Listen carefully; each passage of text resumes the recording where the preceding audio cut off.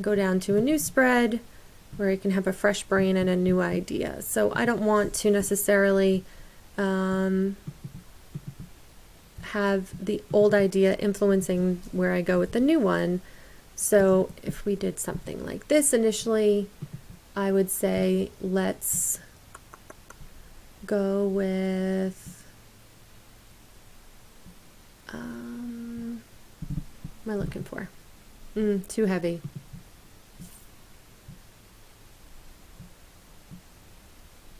Don't like the way this is set up. So that's an interesting way to go. I feel like that's probably too stiff for her.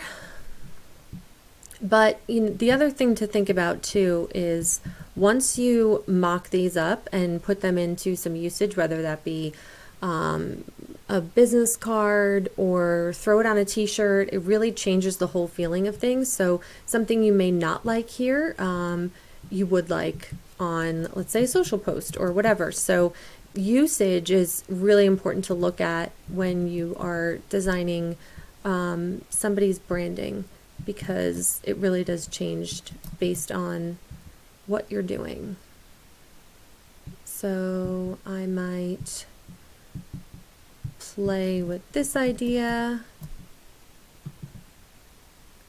but again, we've got that capital MIA, and where it didn't feel too much here, now I feel like I'm looking at all of this and I feel like it's Men in Black or something like that. It doesn't have the right feeling. So I am going to, I don't typically delete ideas just because I think the value of what you're doing, you know, how long did that take me? Not very long, but I also move really fast. But the value in what you're doing, whether it's some sort of discovery or this digital sketching idea, isn't lost. So now here, I had originally thought this font, this Silver South, that is a font that I purchased from a type foundry, a type designer that I absolutely love, and I will share his information. But here, I feel like because it's much more feminine, it is lighter, like it sits better for me. And in this one, I might actually, he has this type designer has created a font that pairs perfectly because he made them together.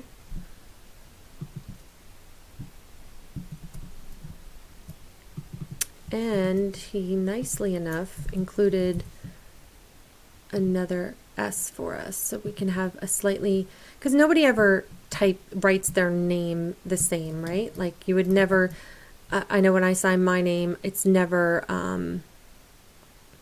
the same letters. Okay, and, well, I don't have the same letters ever, but you know, if you have duplicate letters in your name, it's unlikely that you're going to sign them the exact same way. So I feel like it's always like not a dead giveaway. Obviously, it's not your signature, but it just feels inauthentic. So I like to have a different letter. I don't love this, but I like the beginnings of an idea here. And then this,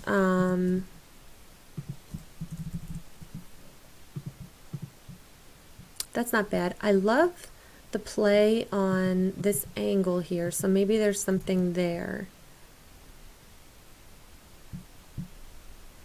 Let's try a nice thin rule line, because what we could do, let's get rid of this. I like that. What we could do in the end is have this nice little graphic, although we lose our cool angle when we do the M and the V. But I like that idea of having that rule line. So maybe the logo actually ends up being the same angle. So if I were to, let's make a white box so we can play with that space.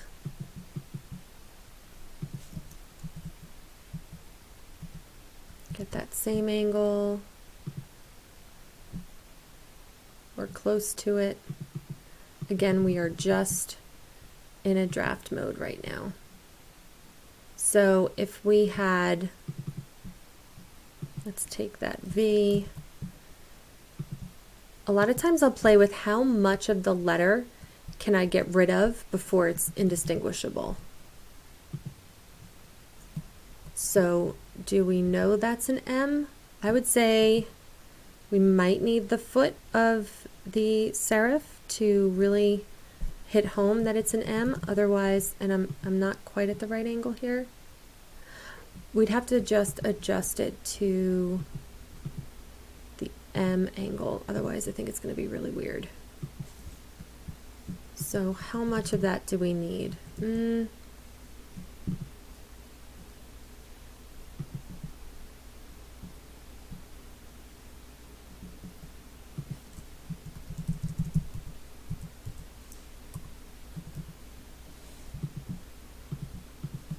All right, and let's try, now the V is going to be weird because it doesn't have the same angle as the M. So what I would probably do is force it.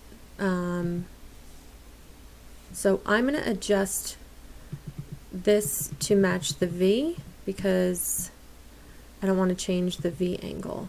And here, I just converted this to outlines. So I'm going to delete everything but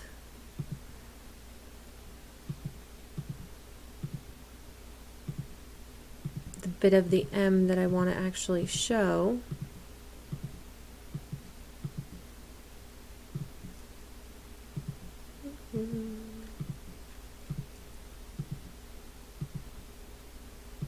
Okay, so now we have the part of the M that we want to show. We don't need this white box anymore. And I'm going to adjust these points. Oops. Again, once this is, if this is a concept that she likes and approves, then I will bring it into Illustrator and formally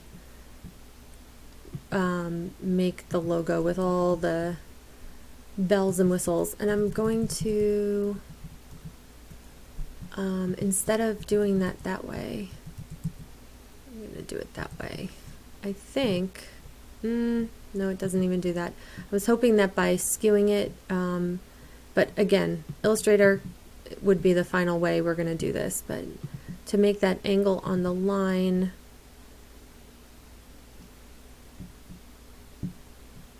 I'm going to just do that. So you can see how we went from, you know, the beginning of an idea to here starting to really work on a concept and bring it to fruition. So, and then from here I'm going to do probably 20 different versions of this. Does it look better in a circle? Does it not? Does it need a box? You know, is there something to play with? Does this spark a different idea? But I think this is all a really strong concept. I will typically show a client, hold on, I'm missing that box. I will typically show a client between, I don't know, 5 and 10 concepts. I hate to overwhelm them, but if they're strong, I'll show them. If they're not, I do not show a client a concept if I don't wholeheartedly believe in it, because what inevitably ends up happening is they like the one you hate. So don't ever show a client a concept that you don't 100% believe in, because they will choose it. Trust me. So keep that in mind for sure. I think the kerning here would be a little more. So that is a very quick rundown of how I begin to come up with concepts and ideas for creating a logo. I hope that was helpful. Have a great day.